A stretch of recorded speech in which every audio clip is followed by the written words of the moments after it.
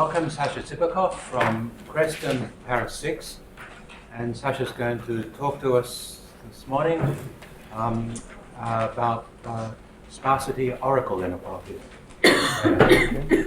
So it's a closing conference of this semester, and it's my pleasure to thank the organizers of this wonderful event, and especially Mike Titterington for all the work that they did. And this talk will, is it okay? Yes. This talk will contain three parts. The first part will be just some general exposition on the sparsity oracle inequalities, why do we need them. The second part will be an overview of results on Lasso and Danzig selector sparsity oracle inequalities. And only the third part can be qualified as future directions. And this will be about sparse exponential weighting, some work which is largely in progress. So just to introduce the ideas, I start with a simple non-parametric regression model. The only thing I would like to say that we have fixed design. So we assume that xi's are fixed non-random points, and the errors are Gaussian. In many occasions, we need to approximate functions by linear combinations of a dictionary. So the dictionary will be some collection, finite collection of functions, fj, and the approximation linear combinations will be denoted f lambda, linear combinations of functions of the dictionary. And our belief is that the true function can be approximated by linear combination, and these fj's can be, for example, some functions of orthonormal basis or something else. And since we are here in the high-dimensional models, we will assume that we allow m, the number of functions, the size of the dictionary, to be larger than the sample size, and much larger. Just briefly, in which situations this occurs? First is the most popular situation in the context of sparsity now. It is linear regression. We assume that the function f itself can be represented as a finite, as a linear combination of functions of the dictionary with unknown coefficients lambda j star. But m is possibly larger than the sample size. So this is mainly treated in the literature on the Lasso and so on. The second is classical situation of non-parametric regression. And here we don't have the exact equality as before, but we have an approximation of a function f by some linear combination of functions, which are usually the basis function, orthonormal basis. And here it is natural to assume that we have less than n functions. This is a typical situation there. The third problem is aggregation of estimators. It's a bit different because in this case we assume that we have a training sample from which we construct the estimators f1, fm. These are no longer fixed functions but estimators. But if we assume that the training sample is independent on the observations, then we can fix this sample and consider these estimators as fixed functions. This will be an interpretation in what follows. And finally, the case that I will not discuss a lot is the case of weak learners, where you take some functions which are of a very simple form, which are not good for some approximations, which are not good approximations for f, but we take them in a large quantity of this function. So we take m, which is extremely large. For example, we can take step functions oriented in different directions. And then by combining linearly these functions, we may hope to get some good approximation to f. OK, now to characterize sparsity, let us introduce this main characteristic, which is the number of non-zero coordinates of a vector lambda. So this will be called the sparsity of a vector. And clearly, if it is small, then the vector is sparse. The assumption of sparsity can be formulated, that I already discussed before, it can be formulated in this way, that the function f is well approximated by a linear combination of the function in the dictionary. where the vector of this coefficient is sparse. It means that it has the number of components is much smaller than the total number of functions. And in the linear regression scenario, we have just what is called strong sparsity, when f itself can be represented as a linear combination of functions and with a small number of non-zero coefficients. Okay, now what is I just explained the idea behind the sparsity oracle inequalities. We start with the ordinary least squares estimator, and we have the following elementary result that the L2 risk. So we use this empirical norm, so it will appear in the sequel, is smaller than something which can be characterized as a bias term and a variance term. So this is just a Pythagoras theorem. And of course, if the dimension is large, then this term explodes and we have no hope to get good results. So what we can imagine that if we know that there is a sparse approximation f lambda of f, assume that some oracle tells us where are the good components, the non-zero components, and then we can just make linear regression on these components. And then this inequality will be transformed into this one. So we have this oracle that only regresses on the relevant components. And here you have m of lambda, which is much smaller than capital M, so we can get reasonable results. But of course, this is not an estimator because we don't know where the relevant components are. And we have to construct something reasonable which behaves itself in more or less the same way.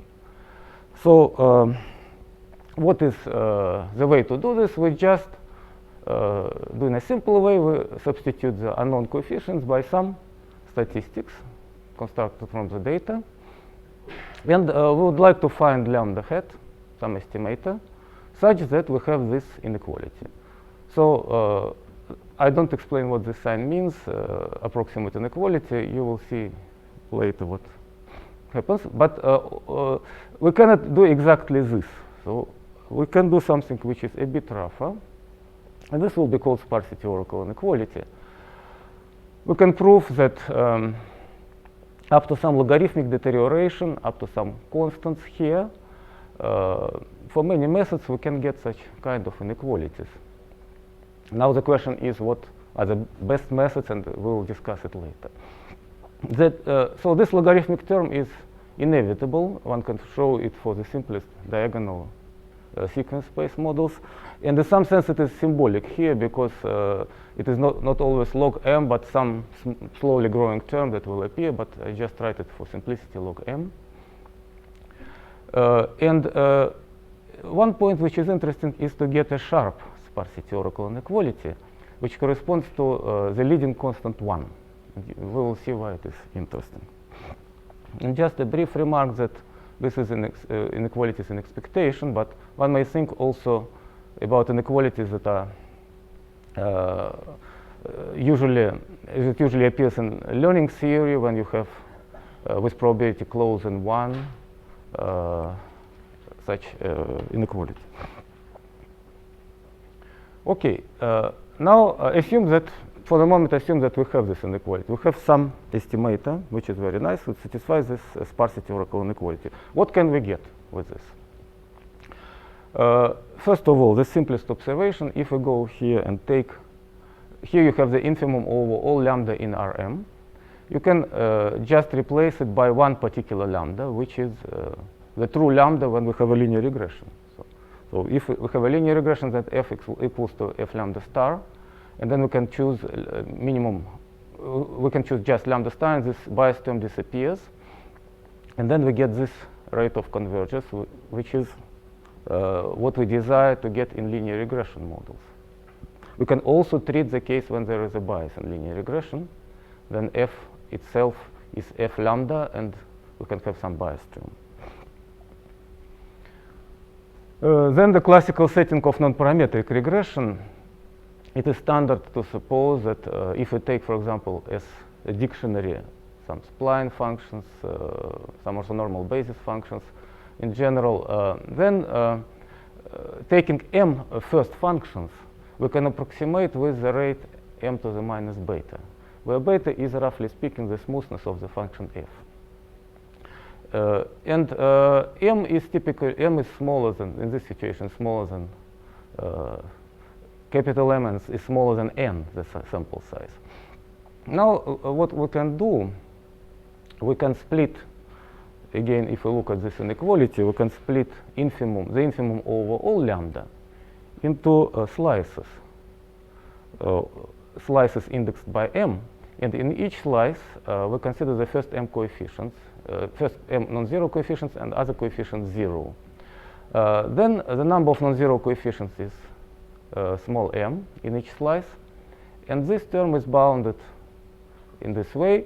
So we get automatically the following rate by performing minimization over m. We get this rate, which is known to be optimal rate up to logarithmic factors for the problems of non-parametric estimation. So with one and the same tool, we can solve different problems. And finally, I mentioned the problem of aggregation of estimators. Here, the aim is to construct estimators such that the expectation of f lambda is smaller than the difference of the, so if you take f lambda minus f, this is the oracle, so I take this norm for simplicity, is smaller than something. And we are really interested in the constant, leading constant 1 in the inequalities, because we want to estimate this excess risk that I wrote on this blackboard. There might be situations when this quantity is large, and then adding some constant which is larger than 1 may deteriorate the rates. But this, if we have inequality with leading constant 1, then everything is okay. We replace the infimum over all the space by the minimum over a finite number of functions. So we take vectors lambda that has zeros in all the positions except one position, which is j's. Then m of lambda equals to 1, and we get this inequality. So we get a model selection type inequality, and we attain this rate, which is the optimal rate of model selection. The same manipulation can be done with the convex aggregation. So for model selection aggregation, the set lambda consists just of a finite number of functions. For convex aggregation, it is a simplex, which is written here. And with some manipulations passing by discretization and Moret argument, we get this inequality, and this gives us the optimal rate of convex aggregation. Okay, so the conclusion is that all these properties are obtained simultaneously. So you see that we have one and the same procedure. We don't need to invent different procedures for different problems. We can solve them by one and the same procedure and attain optimal properties. And to summarize, what would we like to get from the dictionary? First of all, we would like to minimize the assumptions on these functions, because they can be rather arbitrary. If you look at the problem of aggregation, the functions can be arbitrary in general. These are estimators, and we cannot control really, often we cannot control their form. Then we need leading constant 1, and what is important is computational feasibility of the method. So now, so this is the end of the first part, introduction, and now I proceed to the well-known methods. I just recall some results about these methods and what is the form of oracle inequalities. Okay, now the first method is the BIC, and you just penalize by the number of non-zero components, penalize the residual sum of squares. So in fact, I will talk about BIC, lasso, and Danzig selector, and these methods are inspired by hard and soft thresholding. So the BIC is just an extended version of hard thresholding, optimizational formulation of hard thresholding. The lasso is an extended version of optimizational formulation of soft thresholding. So there is a direct correspondence between this gamma and the threshold. But the problem with the BIC is that it is non-convex problem, discontinuous, so it's hard to solve. Essentially, it can be solved in very small dimensions m. But the theoretical results are nice, so I just give the result that we have in our paper with Floribuni and Martin Wegkamp. They are nice because with no assumption on the dictionary, so we assume nothing. We have oracle inequality in probability of this type. So this is really what is called sparsity oracle inequality. But still, there are some problems with this result. So except for the feasibility, computational feasibility, we can say that for m smaller than 20, we can do it. So we have to solve 2 to the power m problems of quadratic programming. Now, the leading constant is not 1 here. And what is more, if we want to make it close to 1, then this constant explodes. So if we do honestly the job, if we minimize an epsilon, then we get some term which can be large if the oracle risk is large.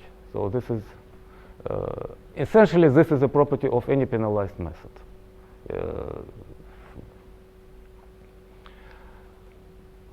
So the second idea is the lasso. Here we penalize, so it's soft thresholding is extended. We penalize by the L1 norm of lambda. And so I write 2R here because of the parallel to thresholding. Because we threshold at level R if we get the diagonal case sequence space. And this choice is also inspired by soft thresholding arguments. So this is a computationally beautiful method. So there are algorithms like Lars and more advanced methods now that can compute the lasso. And also it has what has been discussed largely in the literature, the selection property. So some components are exactly 0, and even the selection is asymptotically correct under some assumptions. Okay, now let me state the result that can be obtained for the lasso estimator. We need some assumptions. Here we need some assumptions on the dictionary. They are formulated in a rather ugly form, but this is more or less the most general that can be found. And this is natural in some sense for this method. So we define for a vector delta, we define a vector delta j, which contains the same elements as delta on the subset j and zeros otherwise. And the assumptions that we need, these are essentially assumptions on the gram matrix. These are geometrical assumptions. So I write it here in brackets what happens in linear regression. So the analog, the familiar analog in linear regression, what is the gram matrix. So this assumption Re, restricted eigenvalue, says that we need that this quadratic form, which corresponds to the gram matrix, is larger than kappa, some constant kappa, the norm of this restriction to the set J squared. And so this is a relaxation of the positive definiteness assumption on the matrix psi, because here we restrict delta to a small set. So typically J will be a small set of small cardinality. And moreover, we assume this inequality only for the set J's of dimension smaller than some s, and satisfying this restriction. So even less restrictive than considering this one for all deltas. So this restriction is crucial, and it says that So this constant C0 is crucial. If you look at a method like Danzig selector, C0 should be in linear regression chosen as equal to 1. And for the lasso, it should be chosen as equal to 3. So this is the only difference between treating these two methods. But if you want to consider a method with bias, you will need some larger constant C0 here. So this is the assumption under which we will work. And just I mentioned that most of the assumptions in the literature are less general than this assumption RE. So coherence assumption means that the correlations are bounded outside of the diagonal of the Gram matrix, uniformly bounded by some small constant, and some other assumptions given in these papers.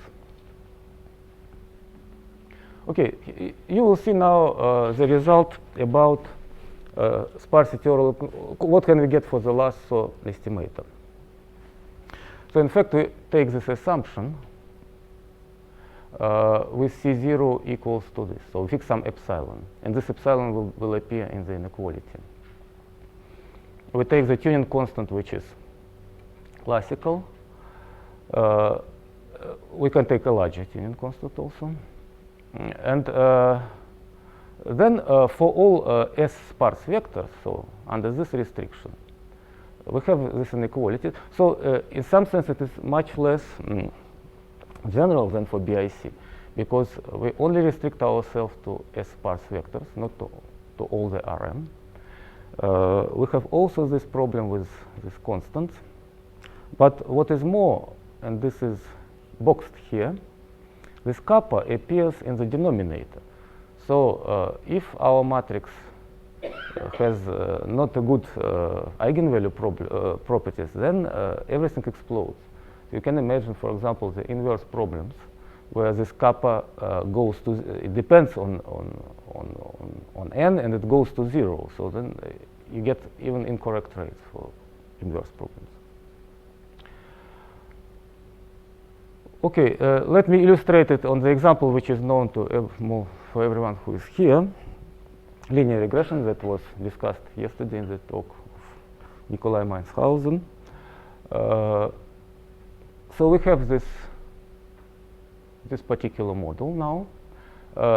The matrix, the correspondence of the matrix X to what was before is exactly this one. So these are the values of the functions of a dictionary at points xi. And in parallel with lasso, let us introduce the Danzig selector, which is defined as minimization of this problem.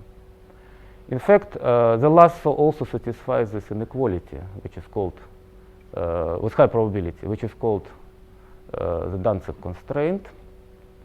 And it is inspired by the lasso, so we will see that almost all the properties are the same. So this is the result. We assume that the assumption of restricted eigenvalue holds with parameter 3. So this is something rough.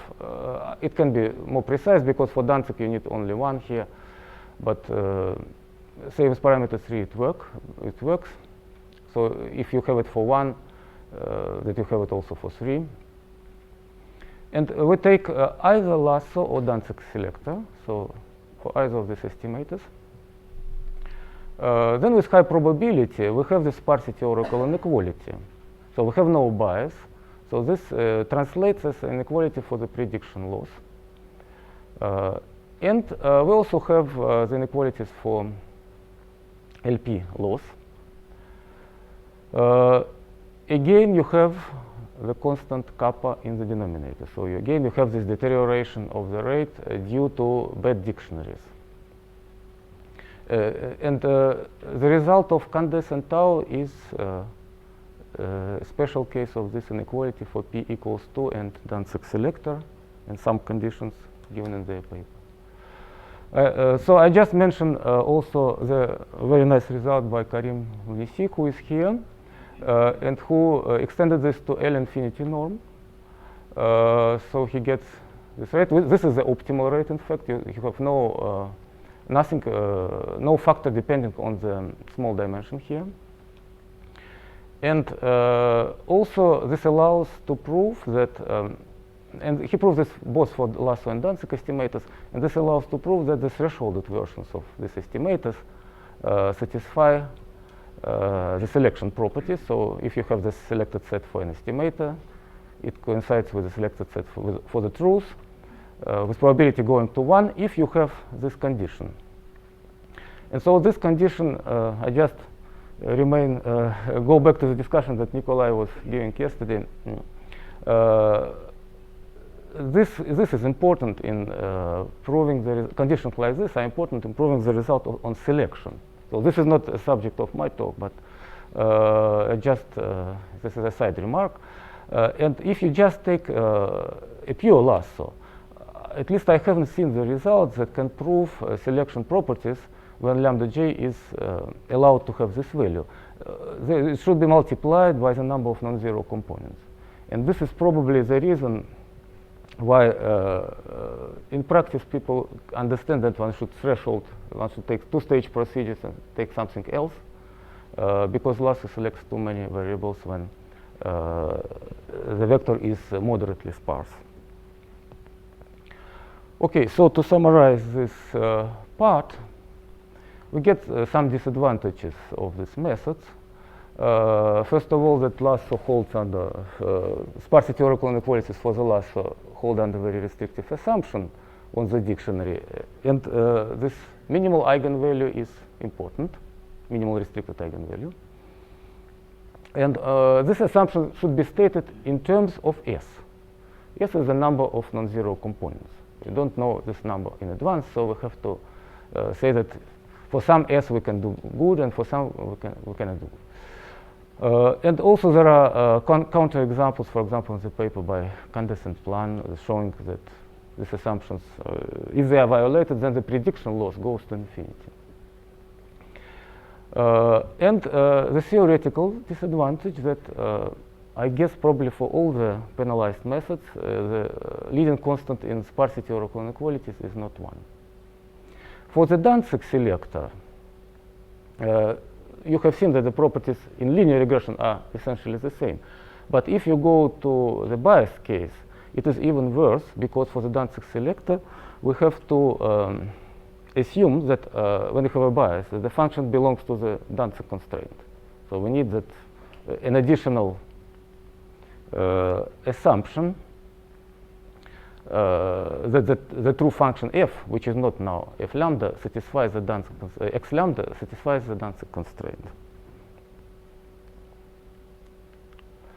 Okay, now this was some covering of the previous topics, and I'll talk about another method that may be a remedy against these difficulties. So it gives sparsity oracle inequalities with leading constant 1. It is computationally feasible. At least some approximations to it are computationally feasible. And there is no assumptions on the dictionary, which is the most important thing. And the idea that is used here goes back to the learning theory, exponential weighting. So how we construct the estimator? We just average over some probability measure, average lambdas over probability measure. So this is not a penalized method. And this measure is defined in this way with exponential weights. It is defined by two parameters, beta, which is some tuning parameter, and temperature may be called, and pi, the prior measure. First of all, if we think about taking beta equals to 2 sigma squared, then you can recognize here just a Bayesian estimator for Gaussian model, for Gaussian parametric model, which is not our model, in fact, it's some phantom model that we imagine, with a prior pi. But we need a larger beta. So for the theory to work, we need beta which is larger. And the second remark, of course, you have here integrals over Rm. It's the space of enormous dimension. And how can we compute integrals? So this is also an interesting question. So this is a joint work with Arnak Dalalyan, and our first result about the sparse exponential weighting is in a sense crucial. This is called Peck Bayesian bound. Peck means probably approximately correct. So this comes from the learning theory. But this is not probably because you have expectation. So if it were in probability, it will be probably approximately correct. But I wonder why such inequalities were not used in statistics before, because it is it turns out to be a very powerful tool. Because look here, you have infimum over all the probability measures of integrated squared loss plus a term which is proportional to the Kullback divergence between p and pi. So we can, it is much more powerful than taking infimum just over vectors in Rm. And we can play with these measures. We can choose pi and p as we would like. We can just, of course, we can minimize directly in p, but it doesn't help a lot in understanding. But let us see what happens with this result. So now I make a next step. I suggest the prior measure. So the prior measure pi, which is here and which was in the construction of the estimator, will be now chosen as a product measure, which has densities. So it is a product density, which is a student T3 density, for example. So we need heavy-tailed densities. So we need polynomial decrease of densities. And then we choose also the parameter tau in this way. And we will call this a sparsity prior. And the resulting estimator will be called sparse exponential weighting estimator. Then what we get for this choice of the prior, we get our desired result with no assumption on the dictionary. So this is not an assumption. Essentially, this is a normalization of the dictionary, which is always present. In all the papers, this maximum is assumed to be equal to 1. Then if you choose beta, which is larger than 4 sigma squared, and choose the sparsity prior, then we get this oracle inequality with no assumption on the dictionary, with leading constant 1. The only regret can be about this L1 norm, which appears some way under the logarithm, but since it is under the logarithm, so we don't care a lot, so it doesn't influence a lot the results. If we agree to pay logarithm in any case, then it will not be a big deal.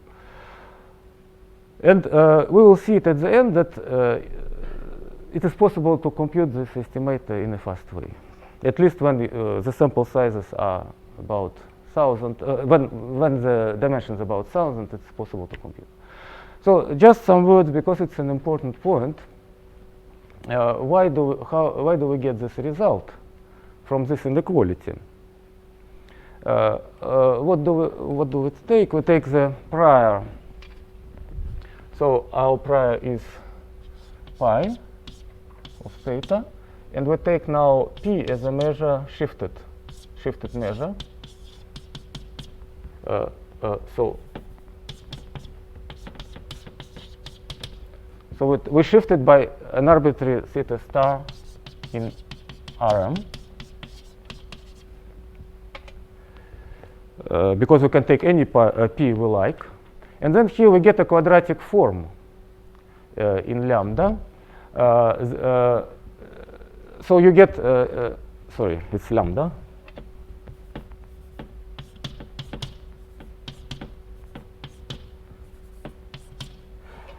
So you get here a quadratic form in lambda, where the linear term disappears because we have symmetric distributions. And the only term that remains contains the norm of f lambda star minus f. So this will be the main term without any integrals, because lambda star is fixed and arbitrary. And to kill the quadratic term, then, so for the linear term disappears, this will be the 0 term. And to kill the quadratic term, we need this condition that tau is small enough, because the quadratic term will be proportional to the squared variance. And this condition here, the polynomial decay of the density, is needed to get logarithms under the Kullback conformation. So this is also necessary. Okay, some more discussion of this result. First of all, I would like to emphasize that this is not a penalized estimator. It's of a completely different nature than those estimators that I considered before. But it can be associated, in some sense, it is similar to a penalized estimator, which with a very harsh penalty. So if you look at the definition of the estimator, then you will get something like this. So this is the log of the prior density. And then the usual way of obtaining the maximum a posteriori estimator yields you, so you have to maximize this. If you want to get a maximum a posteriori estimator, you consider the posterior mode. You have to maximize this in lambda, and it is the same as minimizing this penalized least squares expression in lambda. So this is not our estimator, but it is something that might explain why we have these properties. But okay, and this estimator is not realizable, of course. This is a non-convex optimization problem. So you can only look for some local solutions, whereas the exponential weighted estimator is an integral, and it can be computed, approximately computed. Another remark is that it is in some sense not surprising that we get these things, because if you consider the diagonal sequence model, then there were several papers treating issues which are similar, sparsity issues, and this was the works of Rivoire in his PhD thesis. He showed that minimax bias priors for weak Besov classes have heavy tails, Pareto tails, and then there was a paper by Ian Johnston and Werner Silverman where they advocated the quasi-Cauchy prior, which is even more heavy tail that we consider here. Okay, now I would like to say some words. So this was the basic model. This was a Gaussian regression, fixed design. Now, what can be done in classification, density estimation, and regression with random design? So in fact, this result can be extended, but they are not as beautiful as before. There are some difficulties. So we consider the setup which is typical for learning. We have an IID sample, Z1, Z10, and we have a loss, a prediction loss Q of Z F lambda. And then we consider exponential weighting. But now, instead of the residual sum of squares, we write the sum of losses at points Zi. So this is the same, we just made the substitution. We just substituted this term. But unfortunately, we cannot prove results with this for the estimator which we obtain by averaging over this measure. We need also averaging of the measures of the trajectory. So everyone believes that one can take just the last one, because averaging over the whole trajectory is not, the first approximation can be rather bad. But for the theoretical results, okay, we can take averaging starting from the middle of the trajectory. But for the theoretical results, we need this. And then we take averaging over this averaged measure. And this dates back to the old works by Catoni and Young, who considered some special cases. And essentially, we need here that the prior measure should be on a convex compact, or more specifically on a simplex. So this is also called mirror averaging in our previous papers. So we need some conditions on the loss function. So what is the condition? We need that this mapping is concave. So roughly speaking, a sufficient condition for this, it's a very strong condition in a sense. It says that Q should be strong convex in lambda on the average, because we have this expectation. So the difference, what is done in the typical papers on in learning theory, mainly lambda is a finite set, and there is no expectation. So it's assumed that just this function is concave, and this is an even stronger assumption. But this is sufficient for all our purposes in problems of regression and density estimation, because we are dealing with squared loss in a sense, but with random quantities inside. And again, we take our first step is to take a Peck Bayesian bound, and then to derive sparsity oracle inequality from the Peck Bayesian bound. So here we take this mirror averaging estimator, and the Peck Bayesian bound is essentially of the same form as before, but instead of the quadratic risk, we insert here the general risk A of lambda. So it appeared in many papers in different forms. Now we adopt it to the case of sparsity, so we make the same. We take the sparsity prior, and we get the following inequality. So the assumption. So this is not really an assumption. Say if we have a quadratic loss function, the spectrum is bounded by a constant. So and this will be the case that we will consider, but it's even more general because we have this assumption with a general function A. But here we have to restrict minimization to a simplex of some radius r, and we have here the radius of the simplex appearing, which makes some difficulties in considering several problems. This was not in the previous case. But still we have no assumption on the dictionary, and we still have the leading constant 1. So this is preserved. Just to say words about a comparison to the lasso type estimators, because for general losses Q, one can suggest also lasso type estimators, and they were studied in detail by Sara van de Geer and Volodya Kolchinsky, and this is the result, probably the most precise inequality that is adopted from Lodi's paper, but I just took a very special case of it. So the problem is, okay, the constant, leading constant is not 1, as for all penalized methods, but more important problem is with this constant, which appears, which is analogous to restricted eigenvalue assumption, and this is a strong assumption on the dictionary. So this is not that the result is bad, but I think that this is inevitable for results, in a sense inevitable for results with penalized risk. Okay, I just give some examples of application of this inequality. First of all, Gaussian regression with random design. So this is also a rather simple example. Assume that the function f is just bounded by some constant L.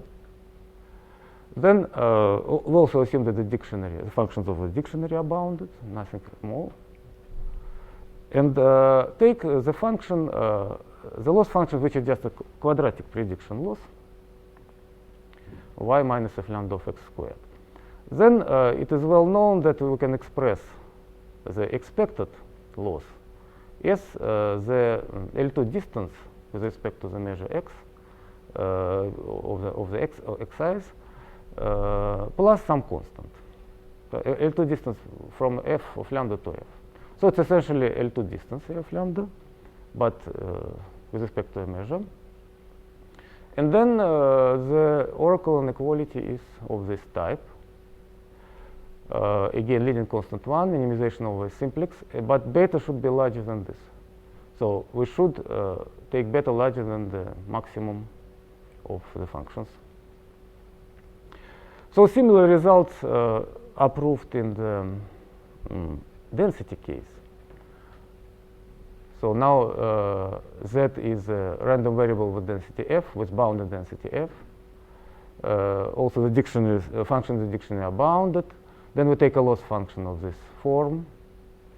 And the expectation of this loss function is just that.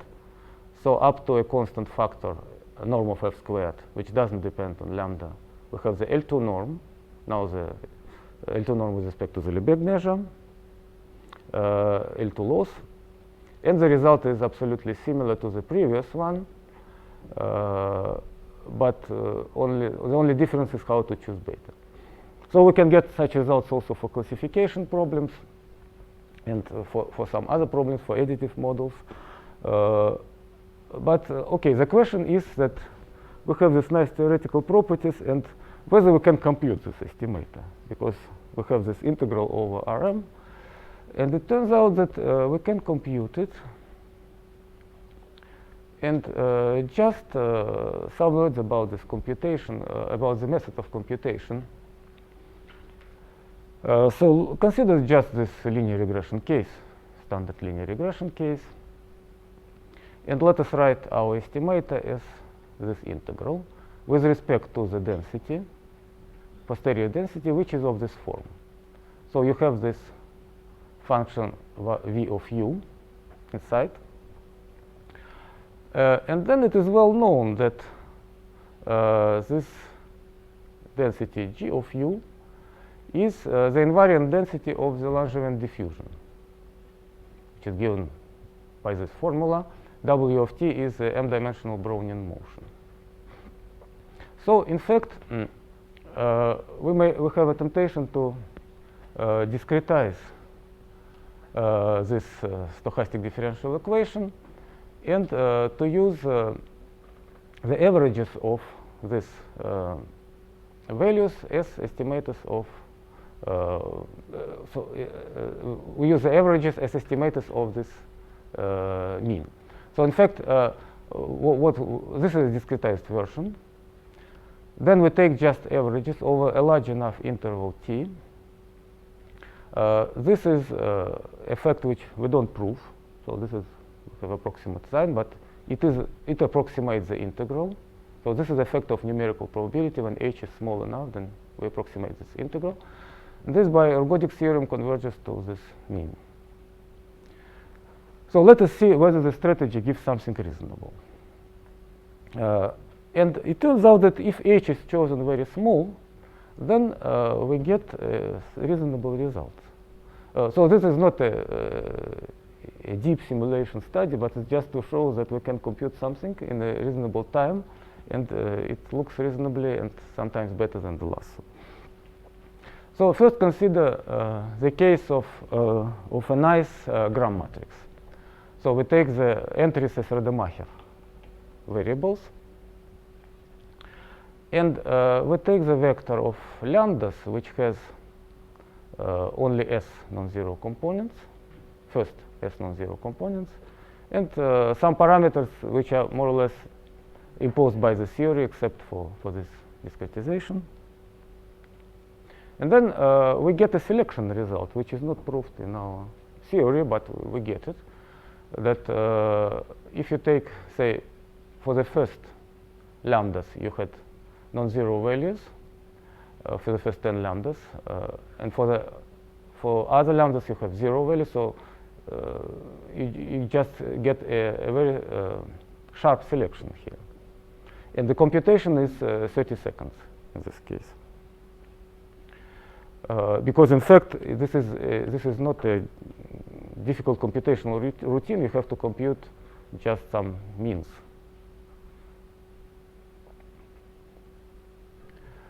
So this was a good case. This was a case where the assumptions on the dictionary were satisfied. But now let us consider the case where the assumptions on the dictionary are not satisfied, so the lasso should not in principle work.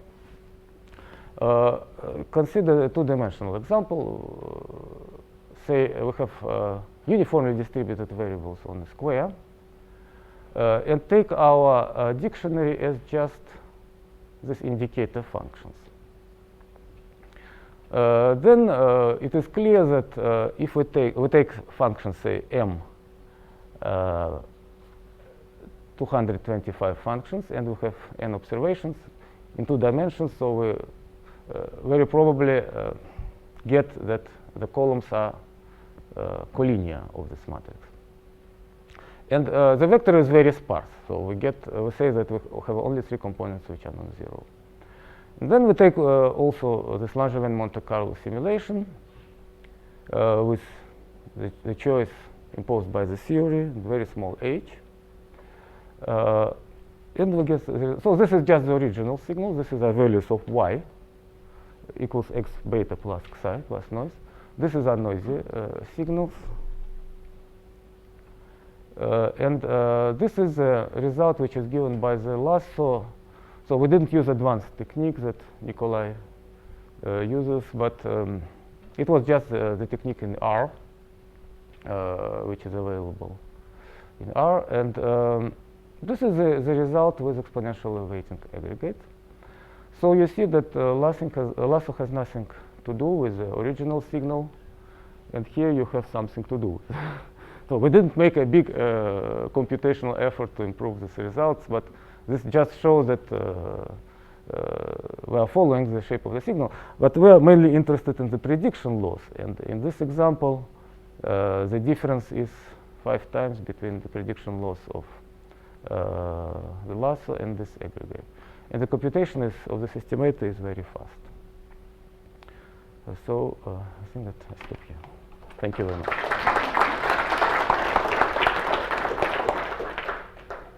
Any questions?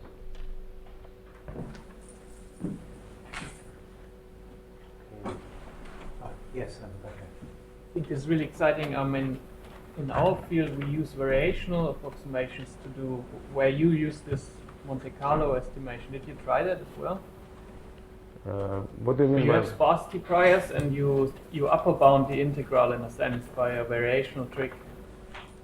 I don't know. This is done in our field, and I'd be really interested whether you can prove something about that. But do you have the dimension which is several hundreds or? Yeah, that can be done on very high dimensions. But it's not something that asymptotically is correct. I mean, it's always an upper bound. So. David. So the only thing that's not completely tied up here is how one knows when one has computed this thing. In other words, the theorem says if you have computed it, all sorts of nirvana is available. So what progress can you report there? You mean this? The only thing which is not exact is this. Is this thing? Right. In other words, that's just it's a gesture in the direction of a computation. Yes, but this is like the aesthetics work here. So you have the theory, which achieves the aim of the theory, and it inspires you to the simulations. Right. I'm just asking what progress. I think I understand. Maybe there's something I missed. But I told you all the progress. I have no any progress now, and this is a future direction. So this is a future direction for the future. Okay, good.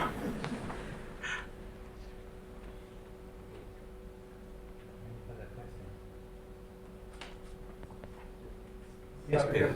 You have variance bounds on this thing? So can you get a computation in that sense, that you have variance bounds on the speed of figure In computational methods, we think about doing this, but actually not. But what helps here, I think that we start from 0. And since the vector is very sparse, we are more or less sure that we are not far from the truth. So this is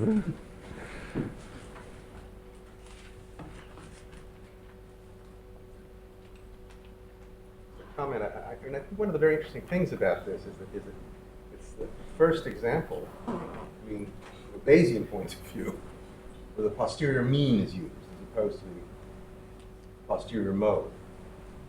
this somehow seems to suggest that the posterior beam is can be stabler. Yes, but this is in some sense what people do in learning very often. And these ideas are borrowed in some sense from learning. The only thing that the sparsity prior has to be adjusted, but in general the idea was there, and this works very well in learning.